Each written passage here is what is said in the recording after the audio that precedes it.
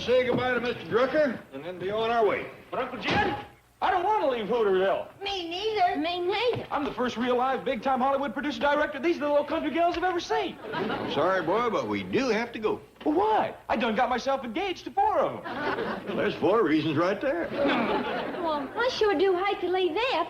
He wants to be my sweetheart. You think you're leaving a sweetheart. Mine is the town storekeeper, the postmaster, the newspaper publisher, and banker. Well, it ain't as if we're leaving forever. We'll be back. When? Oh, maybe at Christmas. Hot dog! Andy. But right now, we gotta bring Miss Jane's car back to her. Howdy, Mr. Drucker. Hello, Sam. Hi, Mr. Drucker. Well, good morning. Say, Ellie Mae, I think Eb is waiting in the back room to tell you goodbye. Oh, thank you, Mr. Drucker. Mighty sorry to see you folks leaving for Beverly Hills so soon. Well, it ain't from choice. I don't know when we met a nicer bunch of people. Well, we feel the same way about you. You ain't gonna forget me, are you, Sam? Oh, most likely the other way around, Granny. You living there in the movie capital, surrounded by all them matinee idols. I've had my fill of them Hollywood glamour boys like Bull Montana. At my age, I'm looking for more than just a pretty face. Excuse me, but before I forget, I'd like to add a little something to the savings account Granny started for the baby. Oh, fine, Mr. Clampett. I'll open my bank for business. Yeah, there's a couple of $100 here. Fine. Just drop it right there in the vault. Did you go to count it? Mr. Clampett, if you say it's a couple of $100, it's a couple of $100. There's your deposit slip. Mr. Drucker? Mr. Drucker? I can't find Ab no place. Well, that's funny. He was here at 5:30 this morning with his chin hanging down to here because you was leaving. Well, we'll see him next trip. Let's be on our way. Get out of that apple barrel. Yeah, Mr. Drucker, reckon I owe you for some apples. Oh, they're on the house. That's right, Uncle Jed. When word gets around that a big Hollywood producer-director endorses his apples, they'll go like that. He's going like that anyway, and that's the way we ought to go. Come on. Jed says maybe we'll be back at Christmas time. Well, I sure hope so. Oh, let me fix you up a little bag of candy for the trip. Jethro, I thought you put them suitcases in the trunk. I did. Looks like they don't want to leave neither. Eb. Wake up! Oh, howdy, Jethro. Are we there already? Where's Ellie? Here I am, Ab. You got to marry me now. You done took me across the state line. Hey, you know something? Beverly Hills looks a lot like Hooterville. This is Hooterville. Oh. Eb, Mr. Douglas called looking for you. You got chickens to clean and corn to shuck. This is a moment of great decision. I don't know whether to be a chicken plucker, corn shucker, or bullet ducker. Eb, get in there and call him.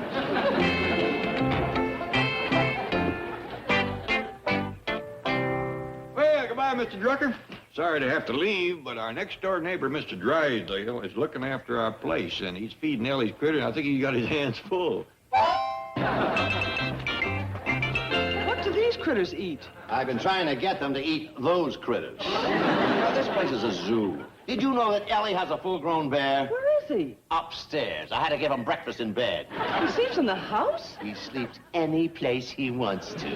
Well, cheer up. The Clampetts will soon be back. Not a chance. If Drucker doesn't keep him there, that sneaky baby will.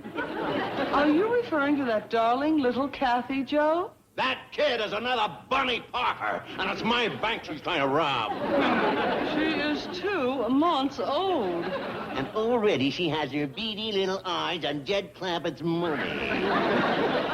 Where are you going? It's the bear's lunchtime, and he does not like to be kept waiting.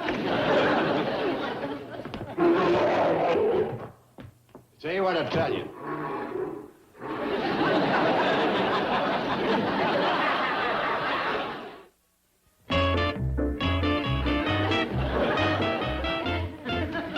Chief, your shirt's torn. You should see these bed sheets. Rotten bear, rotten. Well, let me trim his nails. Well, why did he become violent? He didn't like the way I tucked in the corners when I made his bed. I hate to mention this, but I'm afraid you forgot this little critter. Oh, I'll never forget this little critter. We had Thanksgiving dinner together. Really? Yes, everybody else had turkey and dressing. I had bananas and bamboo shoots.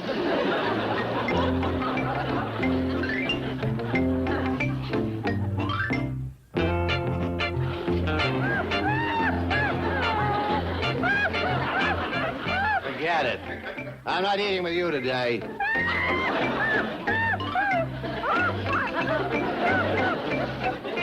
I tell you, Miss Hathaway, I'm just about a... Oh, no. What does he want now? He wants me to give him his bath.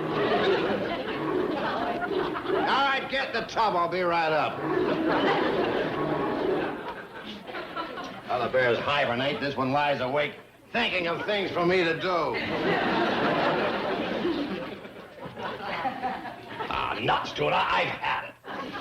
He might become violent again. Who cares? What have I got to live for? Now, Chief. I took a family of poor, uneducated, backwoods bumpkins and gave them all this. What do I get in return? Bankruptcy. You are not bankrupt. Well, I will be as soon as Jed Clapper transfers his $80 million to Hooterville. Oh, how sharper than a serpent's tooth is an ungrateful hillbilly.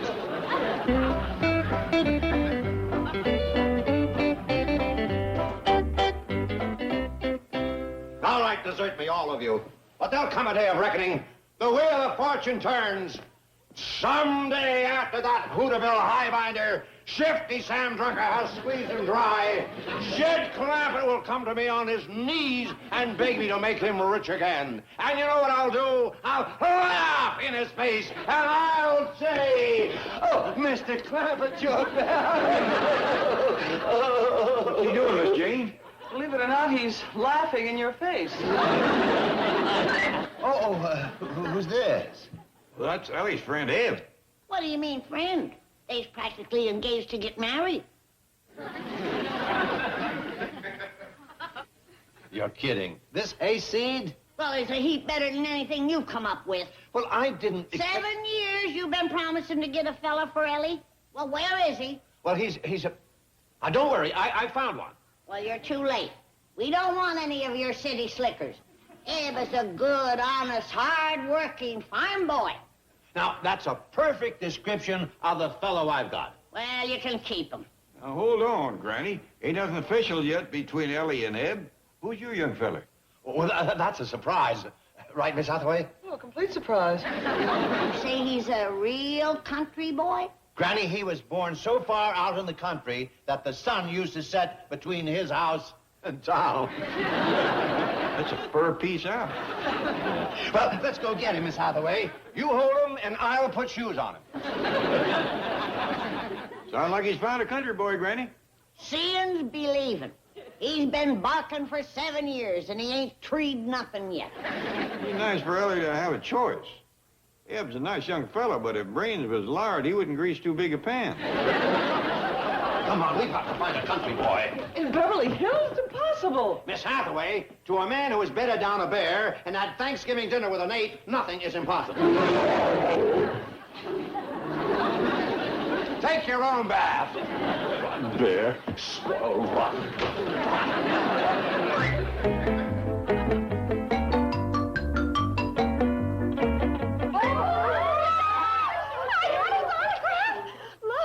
To Rita, best wishes, always, Dash Riprock. What's going on here? Back to the secretarial pool.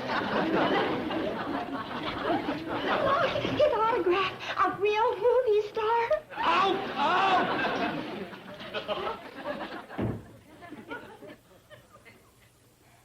You better run along, honey. Old Grump Grump's here. Goodbye, Dashy Washy. Goodbye, Jeannie Wee. Scramsy Whamsy, are you firedsy wiredsy? Yes, sir. What's the idea? Just getting home from an all-night party?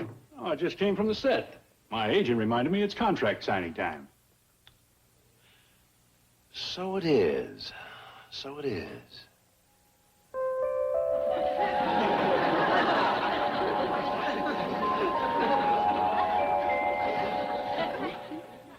Yes, I think it will work. Homer. Homer?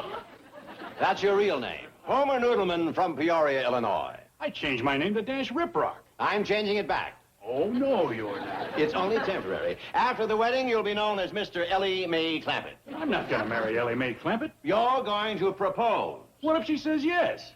Then you'll be a very rich young farmhand. Man, I'm a movie star. Not unless we renew your contract. Please tell me what you're trying to do. Yes, I'm trying to keep the Clampetts in Beverly Hills and their $80 million in my bank. In order to do that, I need a country boy to court Ellie Mae. I was born and raised in the city. Yes, I know that, and you know that. But the Clampetts don't know that. They know I'm Dash Riprock, the Hollywood playboy. Not anymore.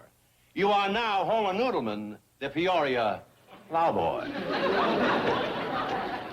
Excuse me, Chief. Oh, Miss Hathaway, you know Homer Noodleman, the passionate plowboy from Peoria? He's hankering to court Ellie Mae. Oh, Chief, you're joking. You'll never get away with it. See, I told you.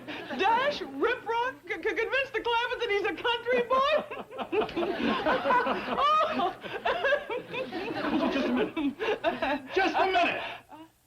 You don't seem to think I could do it. Well, of course you couldn't. The Clampetts would spot you in an instant. Miss Hathaway, you are talking about one of the finest young actors of our day. But Chief... You've always said that he was one-dimensional. Personally, I don't believe it. This boy has scope, he has depth, he has talent. He can play any part. I refuse to listen to any more slanderous statements about this potential Academy Award winner. The name's Homer, ma'am.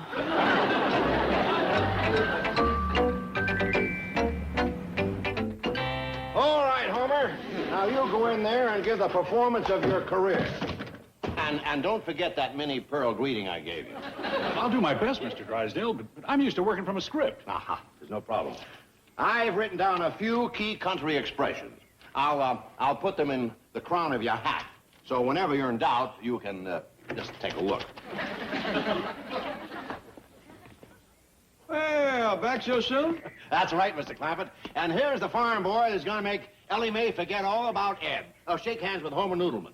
Howdy, Mr. Noodleman. Howdy. Hey, you look a heap like that movie fella. Dash Riprock. Yes, he used to be, but he's given that up to return to his first love, farming. Well, doggy, you a farm boy? Is he? Tell him what you've been doing today, Homer. I've been out slapping the hog. Slapping the hog? I believe you meant to say slapping the hog. No, he means slapping. They were in the corn. That makes sense. I've slapped many a hog out of the corn. Come on in.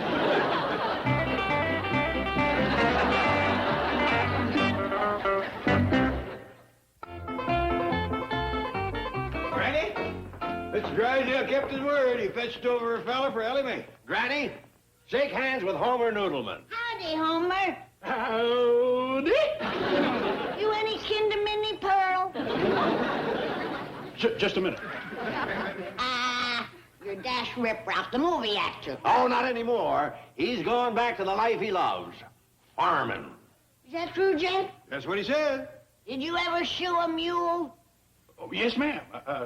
Shoot him out of my corn just today. You better put a fence around that corn. Twixt the mules and the hogs, you ain't gonna have none left. I'll go fetch Ellie Mae.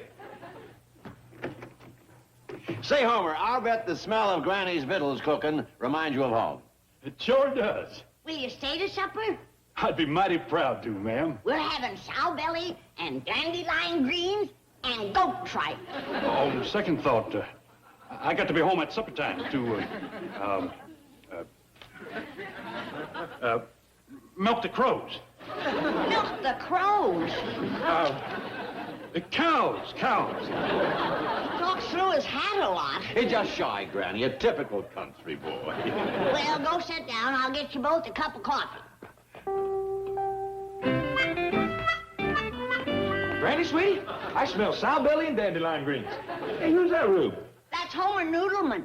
Hey, that used to be Dash Riprock's name before. Dash? Howdy. Sweetie, baby, what's happened to you? Oh, I get it. You're playing a part in a movie. Nope, this here's the real me. I've give up movie making and going back to farming. That's right, Jethro. But you can't do this to me, sweetheart. I told them gals in Hooterville if they come to Hollywood, I'd introduce them to Dash Riprock, the movie star. Oh, I'm sorry, partner. From now on, I'm just plain old hoedown Homer. And I'm going to be true to one girl, Ellie Mae Clement. Has he been taking some? Is he on one of them trips? Pa says there's a country boy here to court me. Howdy.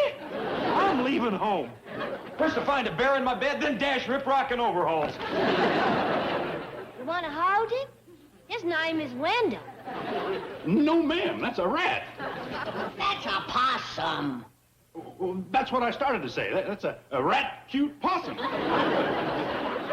I told you he was a country boy. Now, why don't you two young people go sit in the parlor? Okay, come on. Ellie Mae, you ain't gonna sit in the parlor with that varmint, are you? Well, Pa said he was here to court me. Drysdale, if he's a farm boy, I'm a chorus girl. Well, he's been away for some time, but now that his father's getting old. You know his pa, do you? Yes, a wonderful man, salt of the earth. You'd love him. I want to meet him. Well, I'm afraid that's impossible. You see... Hello? Well, Sam Drucker, how are you? Fine, Granny. Yeah, I just wanted to tell you, Eb has run away from the farm. We think maybe he's coming to Beverly Hills to court Ellie. Good. Sam thinks Eb's coming to court Ellie. What? Sooner the better, Sam. There's another fella out here courting her, but he ain't gonna get no place without we meet his pa. I'll arrange it. Mr. Clampett, I want you to meet one of the finest old gentlemen it has ever been my pleasure to know. Homer's father, Mr. Noble Noodleman. Well, come in. Granny said to expect you. Howdy. Yeah, sounds like Homer come by that honest. It's an honest family, like father, like son. Granny will be wanting to meet you. I'll go fetch her. Sit in. Chief, I hope this works. It's already working. Don't forget our bargain. I'll keep my end. Now, you bring this off, and I'll give you the sweetest roll you have ever seen. How about giving it to me now? This is nothing. The roll I'm giving you is big enough to choke a horse. I'll settle for that one. Here he is, Granny. Homer's pa, Noble Noodleman. Right, kid. Homer does come by it honest. Well, come on in the parlor and sit down, Noble. Well, now, hold on, Granny. The young folks is courting in there. Oh, I forgot. Well, come on out to the kitchen. I'll give you a nice big plate of sow belly, greens, and goat tripe. No, thank you. Come, Mr. Noodleman, you know you'd love Granny's sow belly and goat tripe. No, thank you. Oh, now, you ain't company around here. You is one of us. Come on. No, thank you. Excuse me, Mr. Drysdale. Could I ask you a favor? Certainly, Jethro. Well, there's this big sack of sweet rolls in the back seat of your car. Could I have one? That's my sweet roll. Shame on you, boy. I ain't never seen rolls like this before, Uncle Jed. They was big enough to choke a horse. Oh, that rat. Make no difference. Oh, yeah, it does. Skedaddle, Jethro. Gee whiz, all I did was ask for a roll. Hope you forgive the boy. I like him. He's a lot better than my rotten kid. What? Oh, he didn't mean it. Oh, yeah, I did. Homer Noodleman is a rotten kid. He's having one of his spells. I better take him out in the fresh air.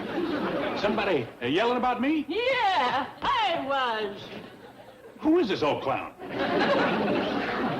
see? He doesn't even recognize his own father. Shameful. You're rotten, Homer. You're a rotten, hog-slapping kid. Who is this old nut? Did you hear what he called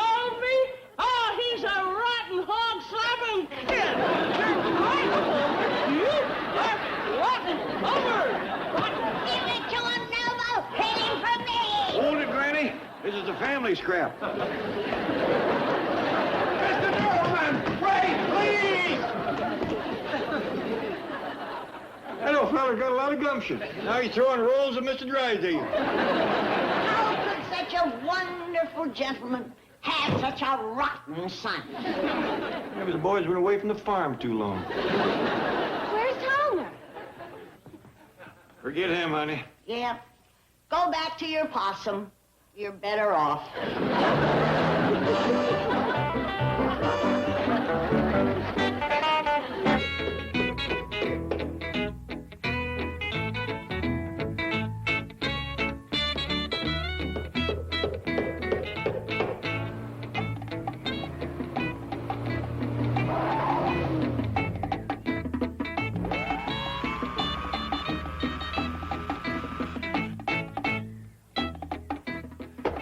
Hi, Uncle Jed, sweetie.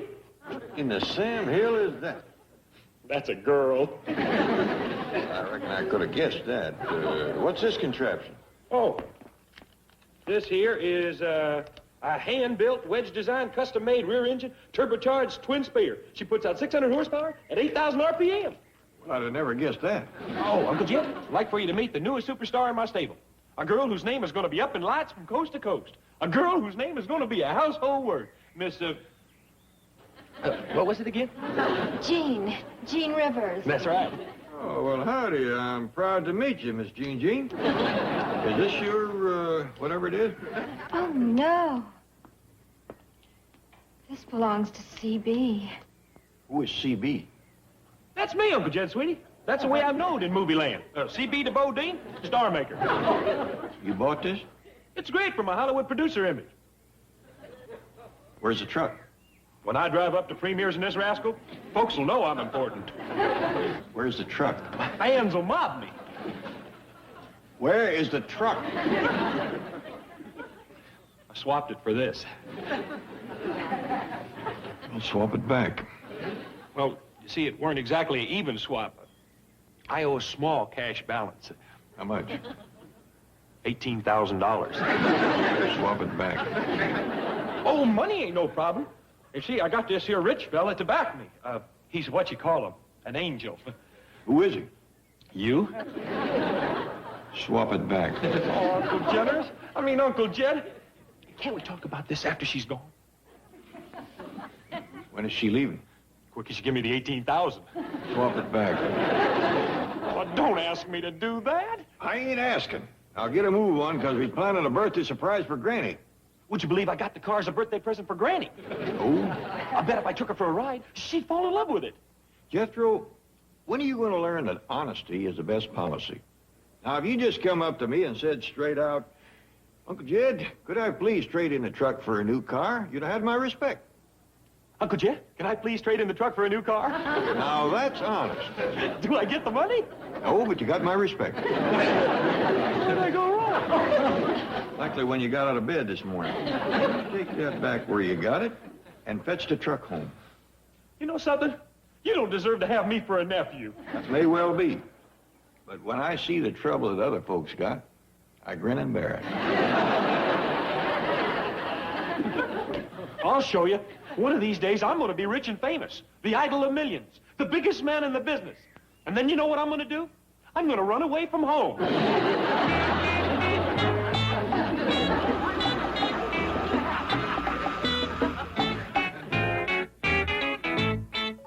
Excuse me, Chief. I thought you'd like me to remind you. Today is Granny's birthday. Oh, bless her heart. Remarkable little woman. I want you to go out and get her a fabulous present. Something really breathtaking and spare no expense.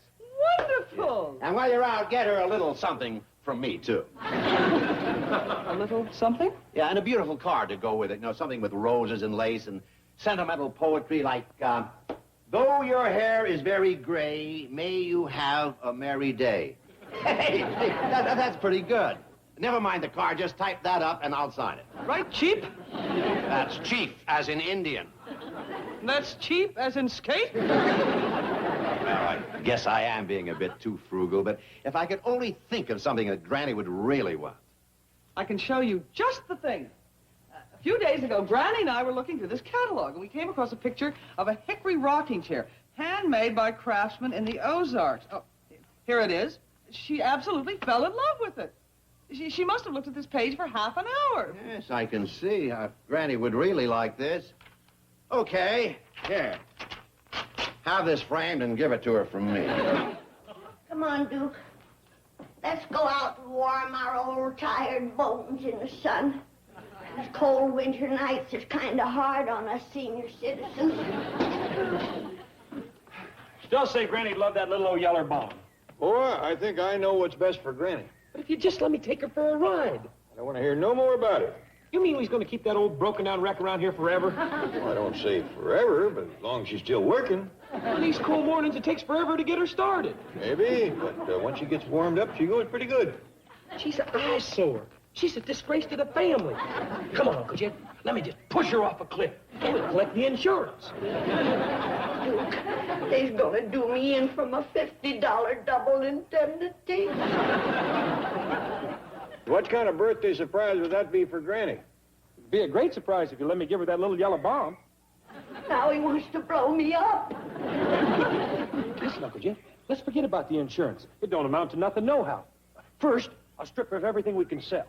Strip me? So that's why Jed took my shoes. Then I'll throw what's left on a city dump. Now I ain't even gonna get a decent burial. Jethro, I realize she's old and starting to fall apart. Yeah, that's the truth. One good kick could finish her. Nope. You ain't gonna kick her to pieces, nor push her off a cliff, nor throw her on a city dump. When the time comes that she can't go no more, we're gonna ship her back to the hills and give her to some poor kids to play with. As long as she can still get the job done, we're gonna keep her. Oh, shucks. Now, Jethro, you take a broom and sweep up all them leather scraps. Give me that broom, I can still get the work done.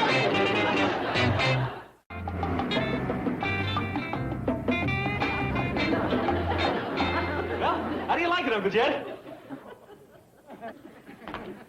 Boy, what have you fetched home now? This here's what you call a dune buggy. I mean, walking around a car. Oh, that's a fella. I'm glad you told me. This time I don't think I could have guessed. They call him Medicine Man. You Indian? Heck no, Indians don't dress like that no more. Just angry young protesters. What's he angry about? Everything. You name it, he's mad at it.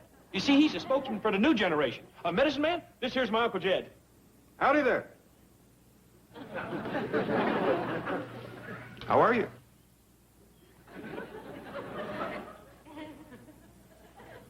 For a spokesman, he don't say much. That don't mean he's mad at you. He's mad at the establishment. The what? Oh, the folks that runs things. He says there's a bunch of spigots. Spigots. Yeah, there's a heap of spigotry in this world. But I told him you wasn't like that. You's full of love and kindness and generosity. Uh-oh. Where is the truck? I told him money don't mean nothing to you. You's a flower child. Where is the truck? I told him there wasn't no generation gap betwixt us. Where is the truck? I swapped it for this. Swap it back. But I saved you $15,000. This'll only cost you $3,000. Swap it back. The spokesman for the angry young generation can't drive around in no Detroit iron. He's got to have himself a flower car. Swap it back. You're commencing to widen the gap. You do as I tell you. You're bugging me. You're putting me uptight. You keep on like this, and we's gonna have us a freak out. There's one freak out already, and you're on the way to making it two. I'll give you one more chance to relate to my generation. Are you gonna buy me this dune buggy? No. Are you gonna buy me this dune buggy for Granny's birthday? No. Then I'm gonna drop out. What does that mean? That means that young folks like him and me is gonna run this world. Let me drop out myself. I'm protesting you. I'm demonstrating you. I'm dissenting you because your value systems is all wrong. I'm putting you down, Spigot, because you don't tell it like it is. All right, I'll tell it like it is. You get that truck back here in 15 minutes, or you're going to eat Granny's birthday cake standing up. Yes, sir. Come on, soul brother. That old establishment cat means what he said.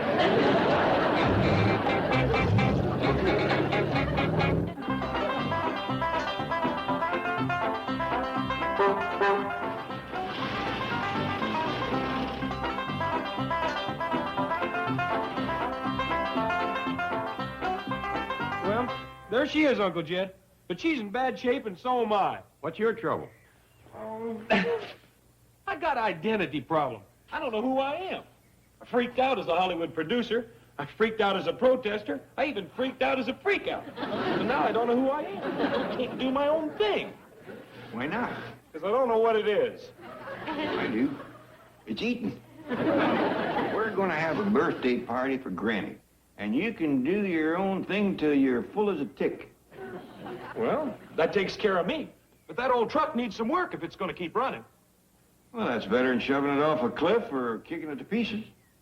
It's true, Ellie. Old Duke and me was on our way out to warm our poor old bones in the sun. And when I opened the door, I heard them talking. Okay, Uncle Jed, it's a deal. I won't push her off a cliff, and I won't strip her and throw her on the junkie. I'll just take her over and have a few new parts put in her. Ellie, now they's gonna transplant me some new innards. So they can keep me working for another 80 years, I reckon. I won't let them, Granny. Don't doze off, Duke. You'll wake up with pussycat parts. But you want to wait till after Granny's birthday party? I'd best get the truck running good first, Uncle Jed. I reckon you're right. Then we can drive Granny down to the butcher shop and she can pick out her own hog. Here's some money. Hot dog! I can buy the old truck a lot of new parts with this. Just get what you need.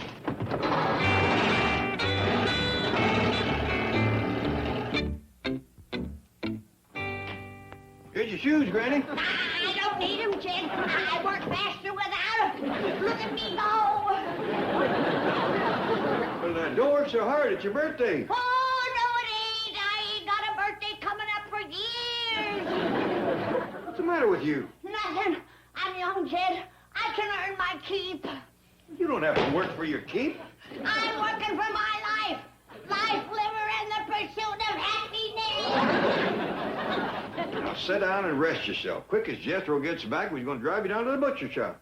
The butcher shop? Yeah, it was going to be a surprise, but we're going to let you pick out your own hog. Oh, hello, Billy Mae! Hello! What's the matter, Granny? They's gonna transplant me with hog innards. What are you talking about? I hear you and Jethro scheming to get me new parts. Them new parts is for the truck. Then why are you taking me to the butcher shop? Well, it's to get you a hog for your birthday. You've been saying you wanted to salt down some side meat, make sausage, and render some fresh lard. Oh, you had me awful scared. Come on. Let's go get my hog. Quick as Jethro gets back with the truck. He's out having it fixed up. Jed, I don't want that truck changed. I love it the way it is. You ain't going to change a thing. He's just getting a few new parts.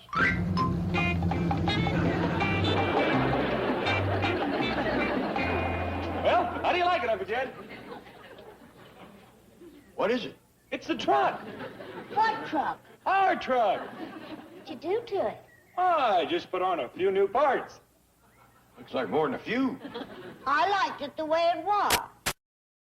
Your part, Granny. Just hop up there on that old bench, and I'll drive you down to the butcher shop. You ain't driving me no place in this thing. Looks like a circus calliope.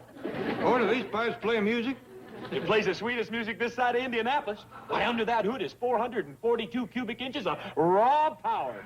You get this truck back like it was. But, Granny, this baby's got tack plods, a three-quarter cam, and 4 on the floor. You do as I tell you, there's gonna be one on the ground. Do I have to, Uncle Jed? Well, boy, looks to me like it's neither fish nor fowl. It's foul. But, Uncle Jed, I done spent a lot of your money. Well, you better spend a little more and get it fixed right. Okay. Can I go with him, Paul? Might be a good idea, Ellie.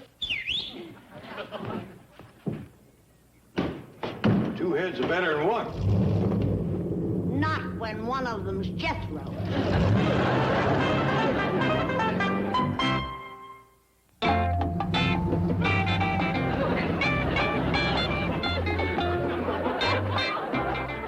What in tarnation have you done now? Ah, I done my own thing, that's what. These here wheels done give me my identity back. I got my superstar back, and I got my self-respect back. All right, now get the truck back. Where's my truck? Forget it, Granny. It's strewed all over the floor out at the garage. Well, somebody better put it back together again. Granny, I've had it with that old wreck. It's done tarnished my image for the last time. You get that truck back here, melon head. Watch it, baby. You don't go putting me down in front of my superstar, you'll put me up tight. And I might throw a sit-in at you. I might even mass demonstrate you. Where's my hickory stick? Where? Come on, superstar. Let's split back to the protest meetings. You take me out to that garage. Sorry, baby. That would be a violation of my civil rights. I'm gonna cut across and catch him. You'll never make it, Granny. Just watch me. Hey, doggy, she's doing pretty good.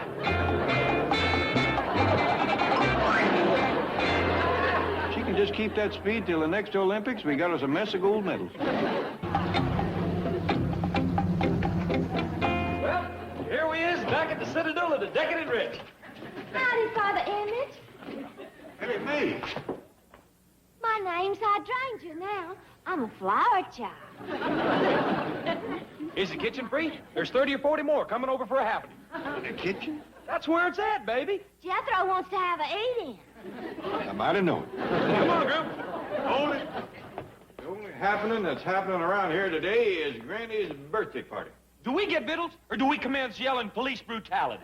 You keep this up and... What in the blue blazes? Chief, listen to me. You are making a mistake. What do you mean? You said Granny wanted a hog. But when she said dress, she didn't mean like that. So the clothes came off the rack. If you think I'm going to have an outfit tailor-made for a hog. Hey, Dale, Miss Jane, what you got there? Well, it's a little birthday present for Granny, and just the way she wants it, all dressed. Nigel, I know you're a city feller, but dressing a hog is a lot different than dressing a person. You can say that again. It took me a half an hour to get his pants on. He is rather a strange sight, isn't he, Mr. Clumpett? Well, not compared to some I've seen today. Well, ain't he cute? Where'd you get him, Mr. Drysdale? I foreclosed. I fortunately found a farmer who had a hog to sell. It was a birthday present for Granny. Ellie, why don't you take this Parker around back and feed him and take care of him? I sure will, Pa. You know something? I like hogs better than hippies.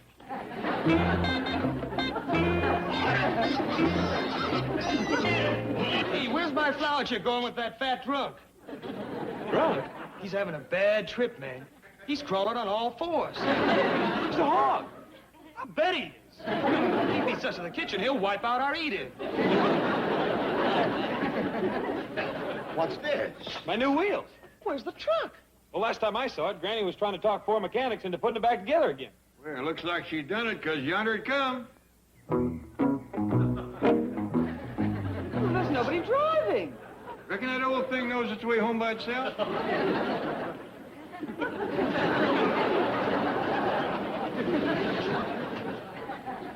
Granny, you got it back together. Well, the mechanics done it. I just persuaded them. Good. All it took was a little sweet talk and a club about that long. Why did you have to push it? Ran out of gas. Jethro drained the tank for that thing of his. Granny, do you have to park this old clunker next to my groovy new ride? Watch it, boy. Why do you keep clinging to this broken-down old symbol of your backward generation? Us new breed of cats is ready to go to the moon. Well, here comes your liftoff. It's a better car than that old pipe organ that he's got. Are you comparing this bucket of bolts to my fuel-injected, custom-built bomb? Yes, I am. How would you like to drag me? Fine. I'd like to drag you through 2 miles of berry bushes. I mean racing. You're on, Buster. I can't raise him. You ain't even got gas. I got something better. There. That ought to do it. Granny, this ain't no way to spend your birthday, racing with Jethro. I can't think of no better present that I'd rather have than to beat the pants off of that blowhard boy in his fancy hot rod. Granny, Jethro, I have made arrangements for the use of the racecourse facilities at Whiteman Stadium in the Valley. I'm ready. Me too. I hereby volunteer my services as official starter. Let's go. Gentlemen, start your engines.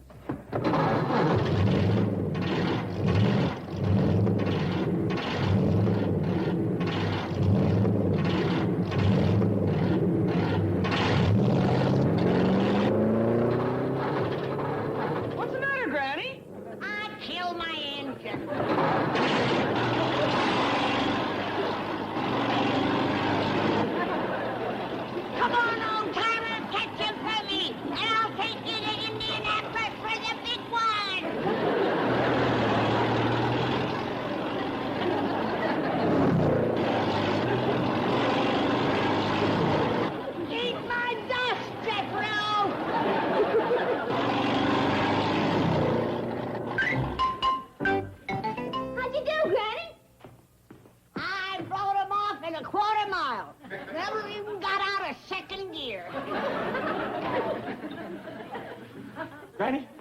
Can I have the truck back? No, you can't. Oh, please, Granny, I'll do anything. Well, be a good boy. Do your chores. Respect your elders. Behave in general. And I'll let you work in my pit crew at the next Indianapolis 500. Thank you, Granny, thank you. Yeah, let's have no more nonsense about that generation gap. Oh, I promise, Granny, I promise. The Ballad of the Clampets and the Quest for the Country Boy. Come and listen to a story about a man named Jed.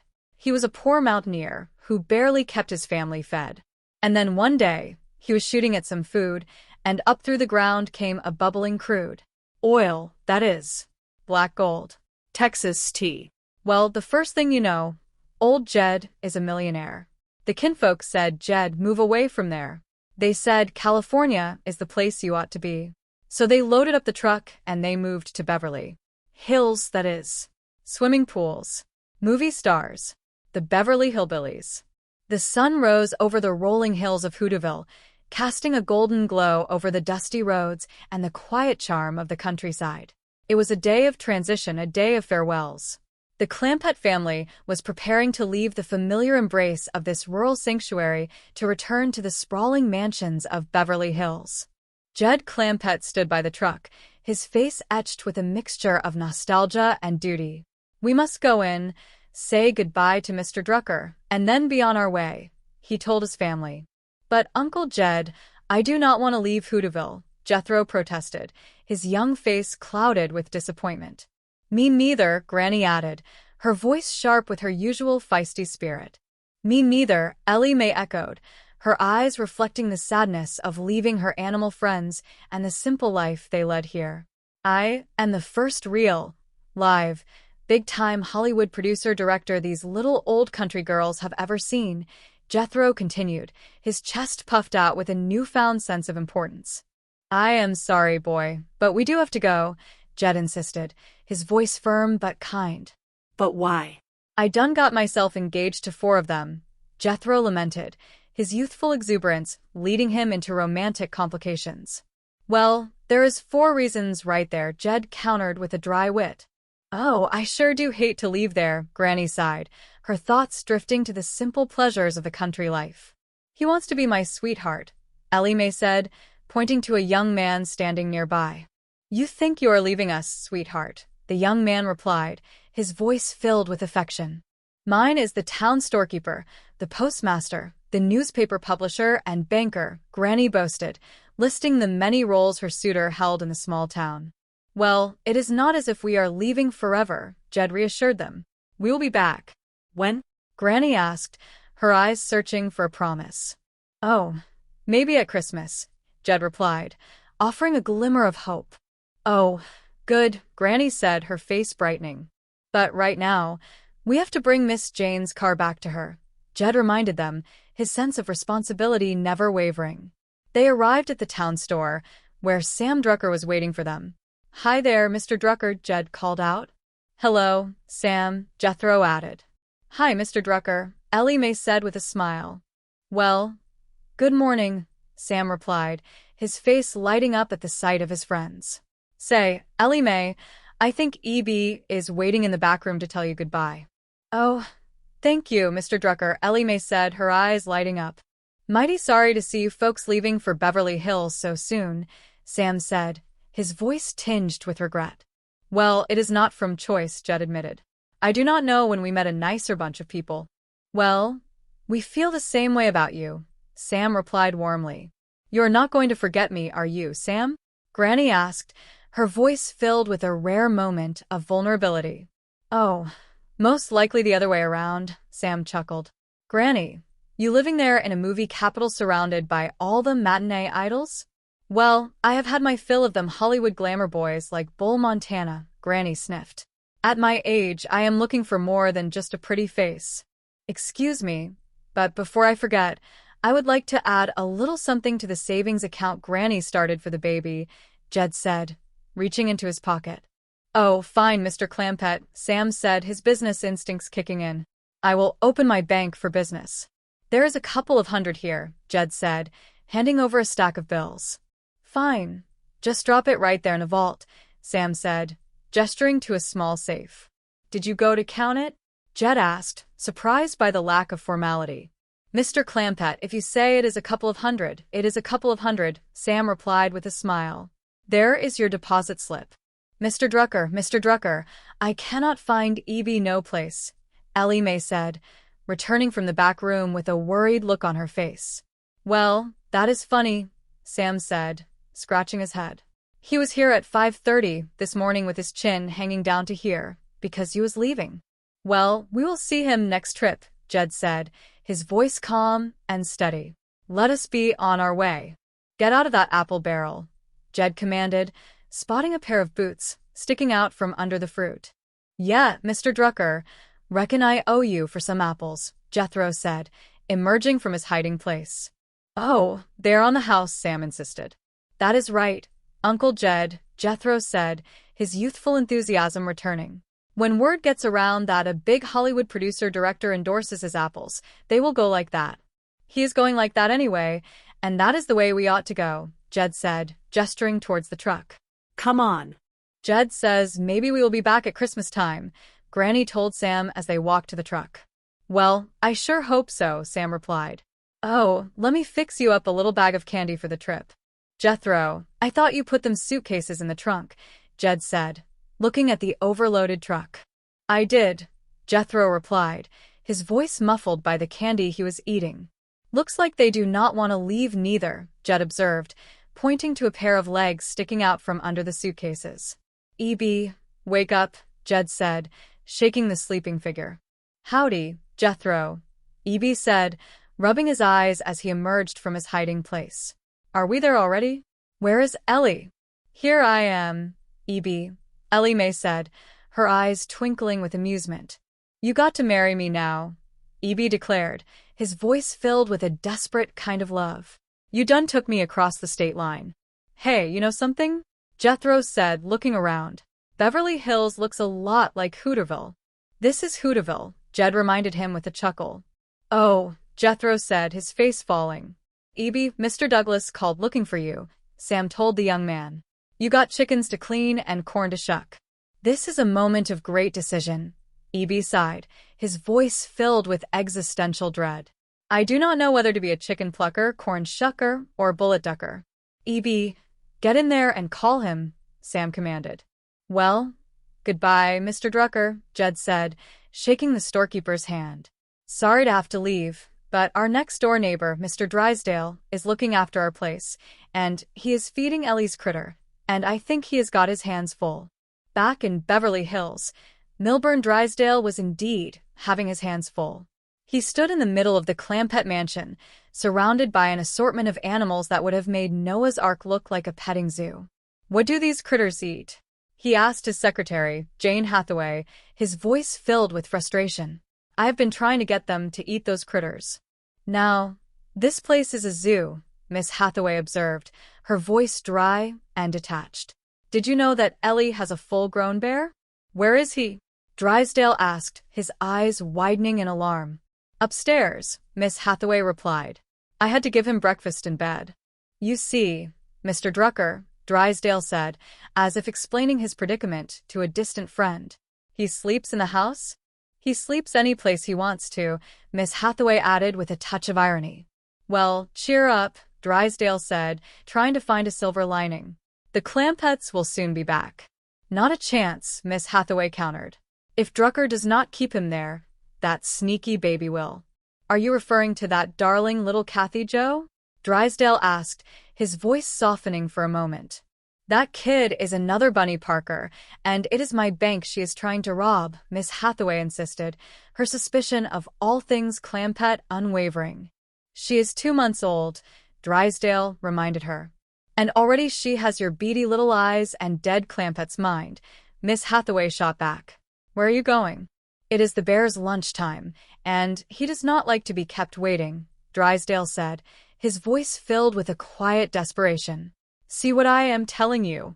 Sheep, your shirt is torn. They should see these bad sheets. Rotten bear, rotten. Well, let me trim his nails, Miss Hathaway suggested, her voice surprisingly calm. Why did he become violent? Drysdale asked, nursing his wounded pride. He did not like the way I tucked him in the corners when I made his bed, Miss Hathaway explained. I hate to mention this, but I am afraid you forgot this little critter, Jed said, entering the room with a small, furry animal in his arms. Oh, I will never forget this little critter, Drysdale said, his voice dripping with sarcasm. We had Thanksgiving dinner together. Really? Jed asked, impressed. Yes, Drysdale replied. Everybody else had turkey and dressing. I had bananas and bamboo shoots. Forget it. I am not eating with you today. I tell you, Miss Hathaway, I am just about out, Drysdale said, his voice filled with exhaustion. Oh, no, Miss Hathaway said, looking at the bear. What does he want now? He wants me to give him his bag, Drysdale said, his voice resigned. All right, get the tub. I will be right up. While the bears hibernate, this one lies awake thinking of things for me to do. Ah, nuts, Tula, I have had it. He might become violent again, Miss Hathaway warned. Who cares? Drysdale cried, his voice echoing through the mansion. What have I got to live for? Now, sheep. I took a family of poor, uneducated backwoods bumpkins and gave them all this. What do I get in return? Bankruptcy. You are not bankrupt, Miss Hathaway reminded him. Well, I will be as soon as Jed Clampett transfers his $80 million to Hooterville, Drysdale lamented. Oh, how sharper than a serpent's tooth is an ungrateful hillbilly. All right, desert me, all of you, but there will come a day of reckoning. The wheel of fortune turns. Someday after that Hooterville highbinder, Shifty Sam Drucker, has squeezed him dry, Jed Clampett will come to me on his knees and beg me to make him rich again. And you know what I will do? I will clap in his face and I will say, Oh, Mr. Clampett, you are back. What is he doing, Miss Jane? Jed asked, entering the room and seeing Drysdale's strange behavior. Believe it or not, he is laughing in your face, Miss Hathaway replied, her voice filled with a weary amusement. Oh, who is this? Drysdale asked, noticing a young man standing behind Jed. That is Ellie's friend, E.B., Jed introduced him. What do you mean, friend? Granny asked, her voice sharp. E.B. is practically engaged to get married. You are kidding, Drysdale said, his voice filled with disbelief. This hayseed? Well, he is a heap better than anything you have come up with, Granny retorted. Well, I did not expect, Drysdale began, but Granny interrupted him. 7 years you have been promising to get a fella for Ellie, she said, her voice filled with accusation. Well, where is he? Well, he is a, Drysdale stammered.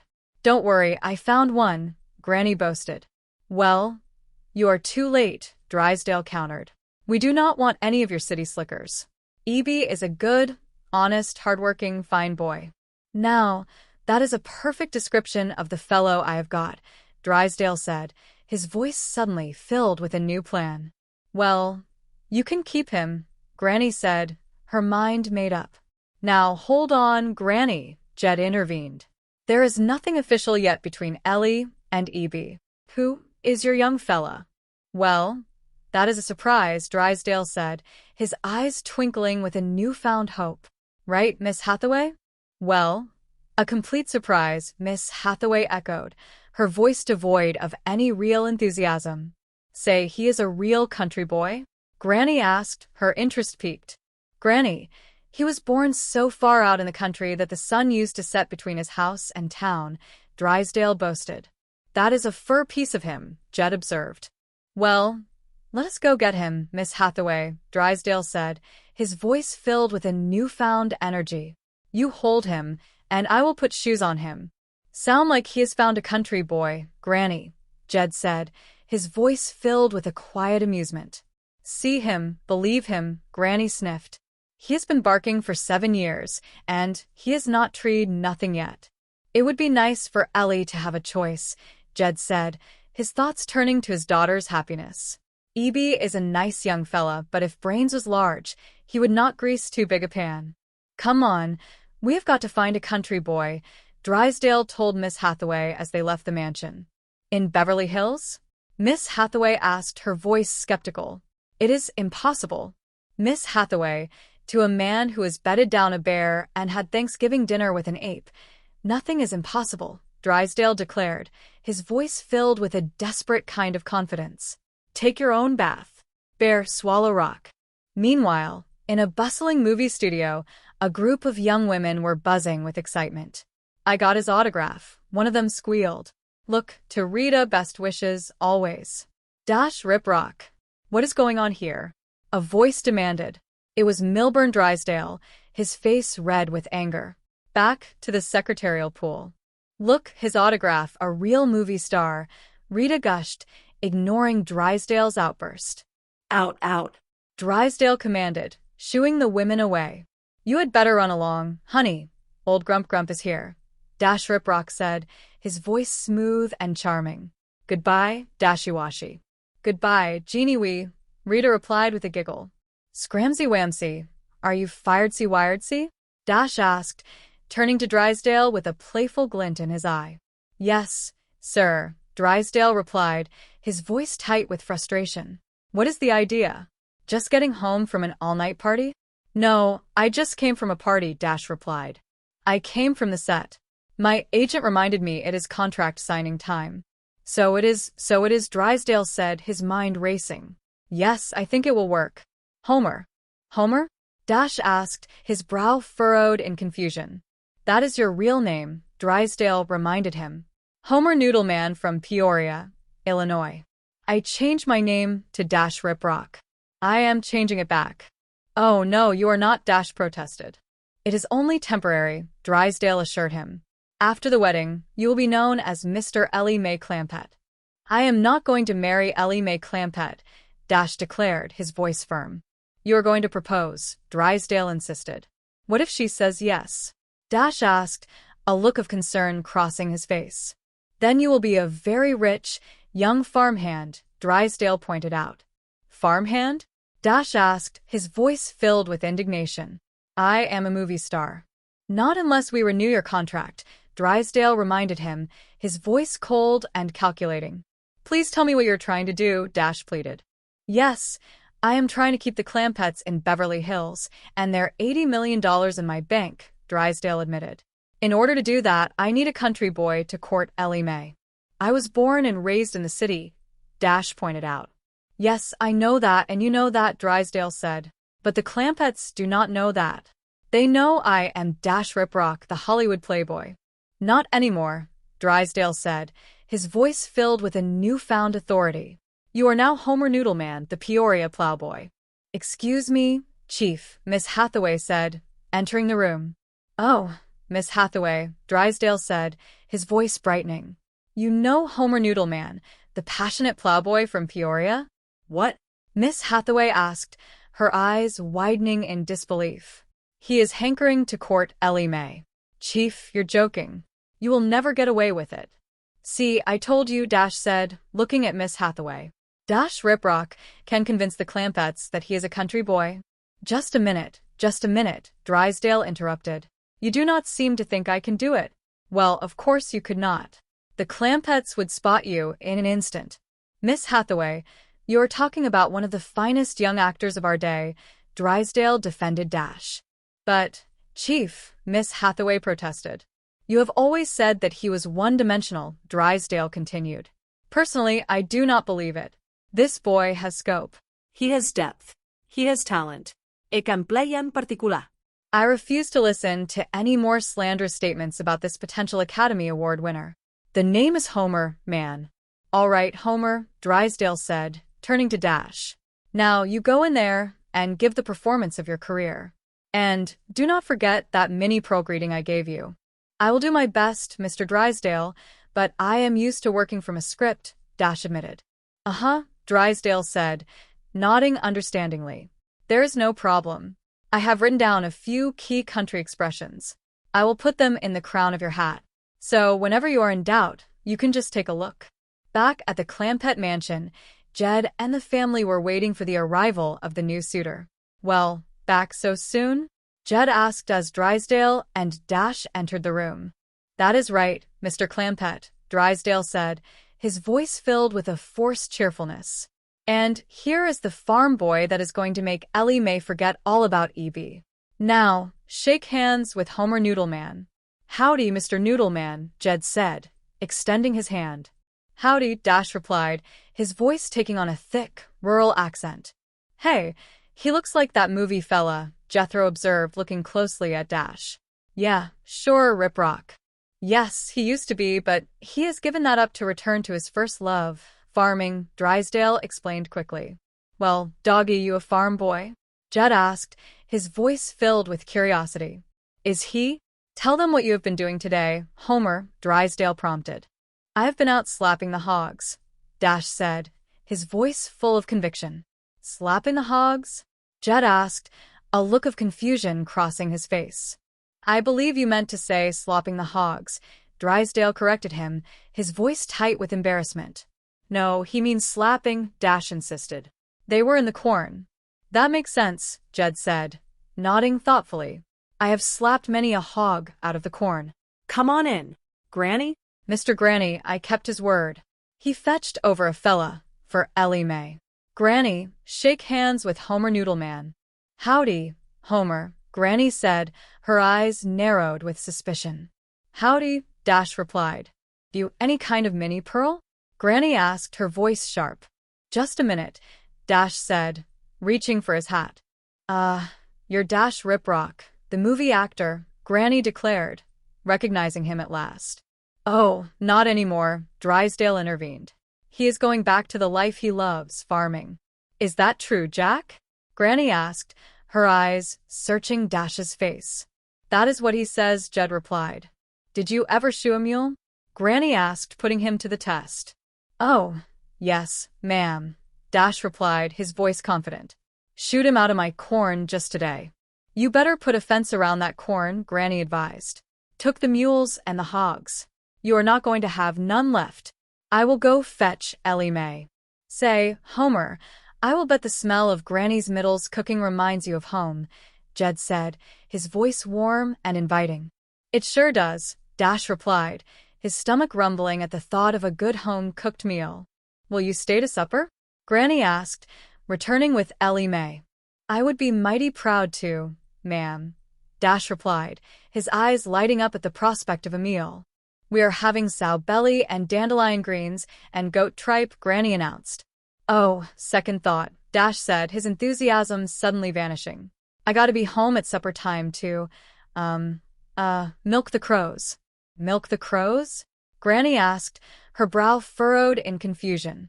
The cows, Dash corrected himself quickly. He talks through his hat a lot, Jethro observed. He is just shy, Granny, a typical country boy, Drysdale defended him. Well, go sit down, Granny said, gesturing towards the parlor. I will get you both a cup of coffee. Granny, sweetie, I smell sow belly and dandelion greens, Jethro said, sniffing the air with delight. Hey, who is that rude? That is Homer Noodleman, Jed introduced him. That used to be Dash Riprock's name before. Dash?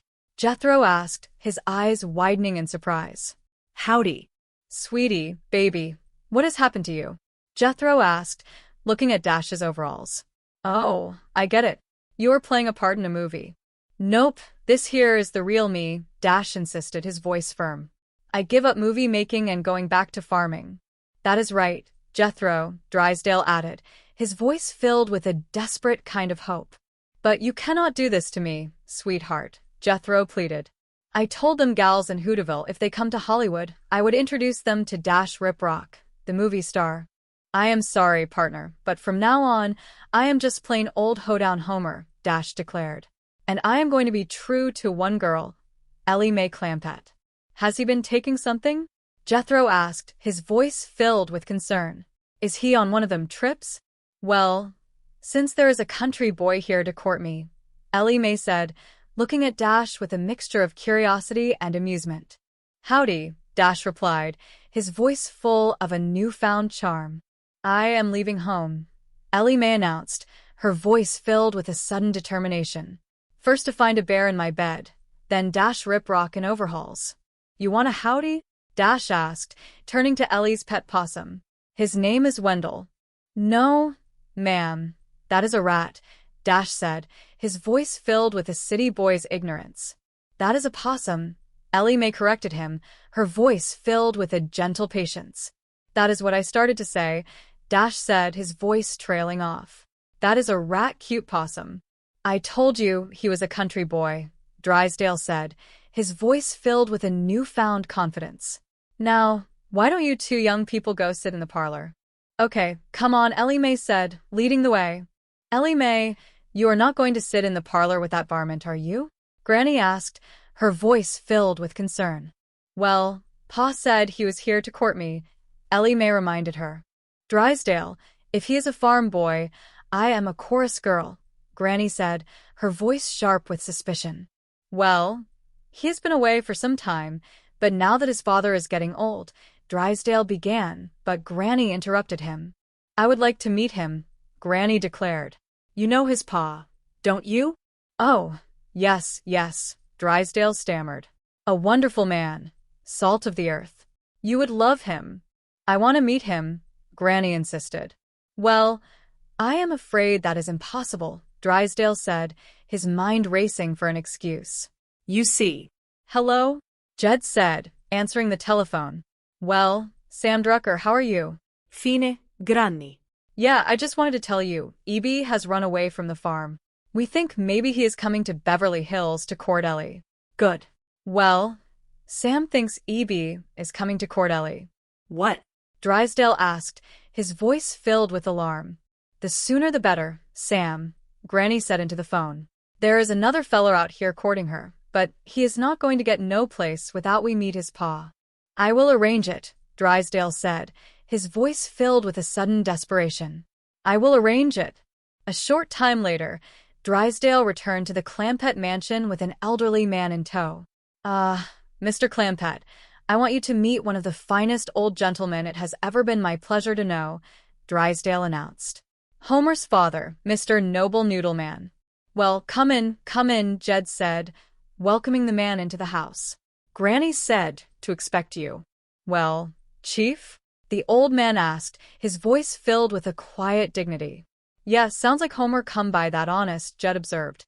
It is an honest family, Drysdale added. Like father, like son. Granny will be wanting to meet you. I will go fetch her. Sit in. Chief, I hope this works, Miss Hathaway whispered to Drysdale. It is already working, Drysdale replied, his voice filled with a newfound confidence. Don't forget our bargain. I will keep my end. Now, you bring this off, and I will give you the sweetest role you have ever seen. How about giving it to me now? Miss Hathaway asked, her eyes narrowing. This is nothing, Drysdale said, waving a hand dismissively. The role I am giving you is big enough to choke a horse. I will settle for that one, Miss Hathaway said, pointing to a large pastry on a nearby table. Here he is, Granny, Jed said, returning with Granny. Homer's pa, Noble Noodleman. Howdy, Dash said, entering the room and seeing the old man. Right, kid, the old man replied, his voice filled with a quiet amusement. Homer does come by it honest. Well, come on in the parlor and sit down, Noble, Granny invited. Well, hold on, Granny, Jed intervened. The young folks is courting in there. Oh, I forgot, Granny said, her face falling. Well, come on out to the kitchen. I will give you a nice big plate of sow belly greens and goat tripe. No, thank you, the old man said, his voice firm. Now, Mr. Noodleman, you know you would love Granny's sow belly and goat tripe, Drysdale urged. No, thank you, the old man repeated. Now, you are not company around here, Granny insisted. You is one of us. Come on. No, thank you, the old man said, his voice rising in frustration. Excuse me, Mr. Drysdale, Jethro said, entering the room. Could I ask you a favor? Certainly, Jethro, Drysdale replied, his voice tight with impatience. Well, there is this big sack of sweet rolls in the back seat of your car, Jethro said, his eyes shining with excitement. Could I have one? That is my sweet roll, the old man declared, his voice suddenly filled with a newfound energy. Shame on you, boy. I have never seen rolls like this before, Uncle Jed, Jethro said, his voice filled with wonder. They was big enough to choke a horse. Oh, that rat, the old man muttered, his eyes narrowing. Are you okay, Mr. Noodleman? Jed asked, his voice filled with concern. You look a little peaked. Oh, yeah, I does, the old man replied, his voice filled with a newfound fire. Ski joggles, Jethro said, his voice filled with surprise. Gee whiz. All I did was ask for a roll. I am hoping for you, the old man said, his voice filled with a strange kind of affection. I like him. He's a lot better than my rotten kid. What? Dash asked, his eyes widening in disbelief. He did not mean it, Drysdale said, trying to smooth things over. Oh, yeah, I did, the old man insisted. Oh, and Noodleman is a rotten kid. He is having one of his spells. I better take him out in the fresh air. Somebody yelling about me? Dash asked, his voice filled with confusion. Yeah, I was, the old man said, his eyes flashing with anger. Who is this old clown? Dash asked, his voice filled with a newfound arrogance. You see? The old man cried, his voice filled with a desperate kind of sadness. He do not even recognize his own father. Shameful. You are rotten, Homer. You are a rotten, hog-slapping kid. Who is this old nut? Dash asked, his voice filled with a newfound contempt. Did you hear what he called me? Oh, he is a rotten, hog-slapping kid, the old man insisted, his voice rising in anger. You are rotten, Homer. You are rotten, Homer. Give it to him, Noodle, Drysdale urged, his voice filled with a quiet desperation. Get him for me. Hold it, Granny, Jed said, stepping between the two men. This is a family scrap. Mr. Noodleman, wait, please, Miss Hathaway pleaded, her voice filled with concern. That old fellow has got a lot of gumption, Jed observed, his voice filled with a newfound respect. Now he is throwing rolls at Mr. Drysdale. How could such a wonderful gentleman have such a rotten son? Granny wondered, her voice filled with a newfound sympathy for the old man. Maybe the boys went away from the farm too long, Jed suggested, his voice filled with a quiet wisdom. Where is Homer? Ellie Mae asked, entering the room and looking around. Forget him, honey, Granny advised, her voice filled with a newfound maternal instinct. Yeah, go back to your possum. You are better off. The sun began to set over the hills of Beverly Hills, casting long shadows over the mansion and its eclectic group of inhabitants. The quest for a country boy had led them on a strange and winding path, but in the end, it was the simple values of the country that prevailed. Well, now it is time to say goodbye to Jed and all his kin. They would like to thank you folks for kindly dropping in. You are all invited back next week to this locality to have a heaping helping of their hospitality. Hillbilly, that is. Set a spell. Take your shoes off. You all come back now, here? The Ballad of the Mountain Millionaire. Chapter 1. The Bubbling Crude. Come and listen to a story about a man named Jed. He was a poor mountaineer who barely kept his family fed. Day after day, Jed worked the land and hunted in the hills to provide for those he loved. And then one day, while he was out hunting, shooting at some food to put on the table, something miraculous happened. From deep beneath the earth, up to the ground came a bubbling crude. Oil, that is. Black gold. Texas tea. Well, the first thing you know, old Jed is a millionaire. The news spread through the hills like wildfire. His kinfolk gathered around, their eyes wide with wonder at the sudden change in fortune. They told him plainly, Jed, move away from there. They said that California is the place you ought to be, a land of sunshine and opportunity far from the struggle of the mountains. So, they loaded up the truck with everything they owned, and they moved to Beverly Hills, that is. Swimming pools and movie stars became their new reality. The Beverly Hillbillies had arrived. Chapter 2. Goodbyes in Hooterville.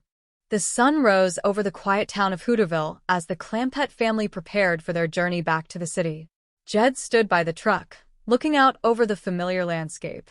We must go in, say goodbye to Mr. Drucker, and then be on our way, Jed said firmly.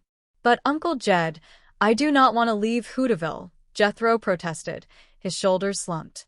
Me neither, Ellie Mae added, holding one of her beloved critters close to her chest. Granny nodded in agreement. Me neither, she grumbled. Jethro looked at his uncle with pleading eyes. I am the first real, live, big-time Hollywood producer and director these little old country girls have ever seen, he claimed with his usual confidence. I am sorry, boy, but we do have to go, Jed insisted. But why? Jethro asked. I done got myself engaged to 4 of them. Well, Jed replied with a dry smile, there is 4 reasons right there. Granny sighed, looking back at the town. Oh, I sure do hate to leave there. He wants to be my sweetheart, Ellie Mae said, referring to a local boy. Granny looked at her granddaughter. You think you are leaving us, sweetheart? Mine is the town storekeeper, the postmaster, the newspaper publisher, and the banker. Well, it is not as if we are leaving forever, Jed reassured them. We will be back. When? Ellie Mae asked hopefully. Oh, maybe at Christmas, Jed promised. Oh, good, she chirped. But right now, Jed reminded them, we have to bring Miss Jane's car back to her. They walked into the general store where Sam Drucker was busy behind the counter. Hi there, Mr. Drucker, Jed called out. Hello, Sam, Granny added. Hi, Mr. Drucker, Jethro said. Well, good morning, Sam replied with a warm smile. Say, Ellie Mae, I think Evie is waiting in the back room to tell you goodbye. Oh, thank you, Mr. Drucker, Ellie Mae said, scurrying toward the back. Sam looked at Jed with genuine sadness. Mighty sorry to see you folks leaving for Beverly Hills so soon. Well, it is not from choice, Jed explained. I do not know when we met a nicer bunch of people. Well, we feel the same way about you, Sam said. Granny looked at Sam intently. You are not going to forget me, are you, Sam? Oh, most likely the other way around, Sam chuckled. Granny, you living there in a movie capital surrounded by all the matinee idols? Well, Granny said, waving a hand dismissively, I have had my fill of them Hollywood glamour boys like Bull Montana. At my age, I am looking for more than just a pretty face. Jed reached into his pocket. Excuse me, but before I forget, I would like to add a little something to the savings account Granny started for the baby. Oh, fine, Mr. Clampett, Sam said. I will open my bank for business. Jed handed over a stack of bills. There is a couple of hundred here. Fine. Just drop it right there in the vault, Sam instructed, gesturing to a small safe. Do you want to count it? Jed asked. Mr. Clampett, if you say it is a couple of hundred, it is a couple of hundred, Sam said firmly. He handed Jed a piece of paper. There is your deposit slip. Just then, Ellie Mae came back out, looking puzzled. Mr. Drucker, I cannot find Evie no place. Well, that is funny, Sam said, scratching his head. He was here at 5:30 this morning with his chin hanging down to here, because you was leaving. Well, Jed said, turning toward the door, we will see him next trip. Let us be on our way. As they headed toward the truck, Sam yelled toward an apple barrel near the door. Get out of that apple barrel. Evie popped his head up, looking sheepish. Yeah, Mr. Drucker, reckon I owe you for some apples. Oh, they're on the house, Sam said with a wink. Jethro chimed in, that is right, Uncle Jed. When word gets around that a big Hollywood producer and director endorses his apples, they will go like that. Jed pointed toward the road. He's going like that anyway, and that is the way we ought to go. Come on. Jed says, maybe we will be back at Christmas time, Ellie Mae told Sam. Well, I sure hope so, Sam replied. Oh, let me fix you up a little bag of candy for the trip. Jed looked at the back of the truck. Jethro, I thought you put them suitcases in the trunk. I did, Jethro insisted. Jed looked at the trunk, which was slightly ajar. Looks like they do not want to leave neither. Jethro walked over and shook a pile of blankets. Evie, wake up. Evie blinked, looking around sleepily. Howdy, Jethro. Are we there already? Where is Ellie? Here I am, Evie, Ellie Mae said, appearing at the side of the truck. You got to marry me now, Evie said with a grin. You done took me across the state line. Hey, you know something? Jethro said, looking around. Beverly Hills looks a lot like Hooterville. This is Hooterville, Jed reminded him. Oh, Jethro muttered. Evie, Mr. Drucker called out, Mr. Douglas called looking for you. You got chickens to clean and corn to shuck. Evie sighed dramatically. This is a moment of great decision. I do not know whether to be a chicken plucker, corn shucker, or bullet ducker. Evie, Get in there and call him, Sam ordered. Well, goodbye, Mr. Drucker, Jed said, tipping his hat. Sorry to have to leave, but our next-door neighbor, Mr. Drysdale, is looking after our place, and he is feeding Ellie's critters, and I think he has got his hands full. Chapter 3. The Zoo in Beverly Hills. Back in Beverly Hills, Milburn Drysdale was indeed finding his hands full. He stood in the middle of the Clampett mansion, looking overwhelmed. What do these critters eat? He asked himself. I have been trying to get them to eat those critters. He looked around the lavish living room. Now, this place is a zoo. Did you know that Ellie has a full-grown bear? Jane Hathaway, his loyal assistant, looked up from her notes. Where is he? Upstairs, Drysdale groaned. I had to give him breakfast in bed. Jane's eyes widened. He sleeps in the house? He sleeps any place he wants to, Drysdale said, pointing a shaking finger toward the ceiling. Well, cheer up. The Clampetts will soon be back. Not a chance, a voice grumbled. It was Margaret Drysdale, Milburn's wife, who had just entered the room. If Drucker does not keep him there, that sneaky baby will. Are you referring to that darling little Kathy Jo? Jane asked. That kid is another Bunny Parker, and it is my bank she is trying to rob, Margaret snapped. She is 2 months old, Jane reminded her. And already she has your beady little eyes and dead Clampett mind, Margaret retorted, looking at her husband. Where are you going? It is the bear's